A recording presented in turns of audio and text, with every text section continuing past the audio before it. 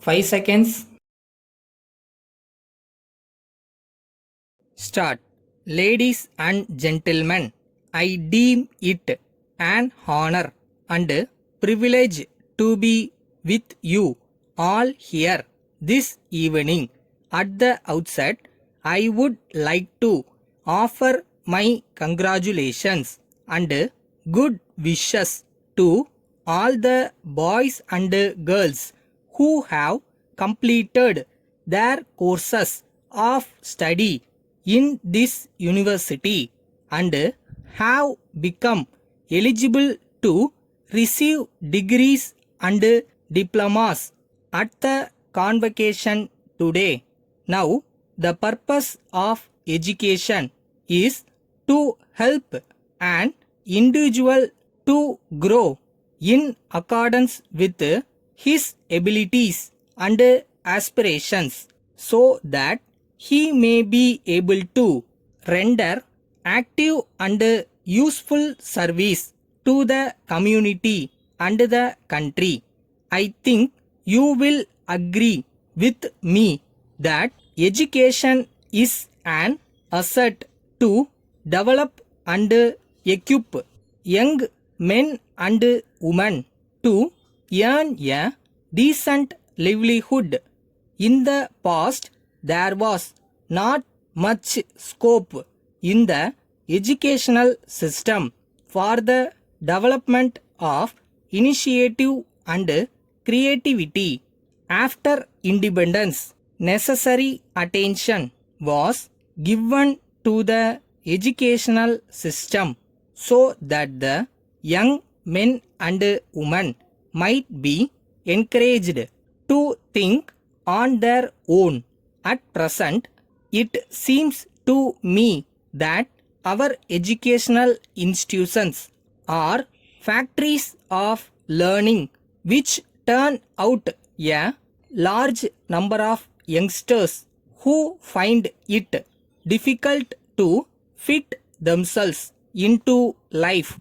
I would like to point out that failure in getting employment in spite of their degrees and diplomas creates a feeling of frustration in them. In the first place, it must be understood that present day education is the product of circumstances not within our control.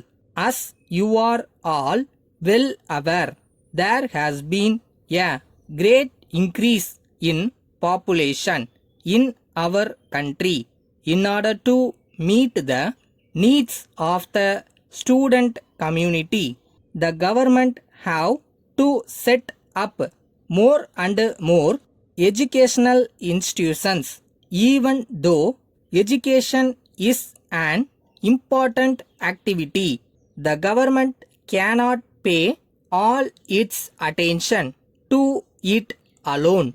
It is true that the government have to concentrate on other departments of national life also and see that the resources are reasonably distributed. So, on this occasion, I would like to request the private agencies to play a big role in starting and running educational institutions.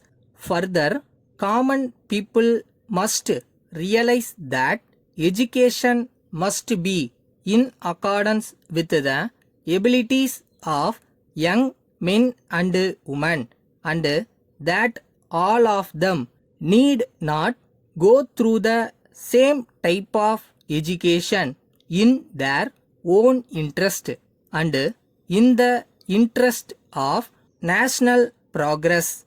These are the state of affairs of our present educational system. Dear sir, I would like to introduce myself that I am one of the residents of Parvati Nagar. The said locality has been developed by a private body seeking approval from the different authorities of government. This locality consists of hundreds of residents. Primary and middle schools are also being run by the municipal corporation. The municipal corporation authorities have also opened primary health center.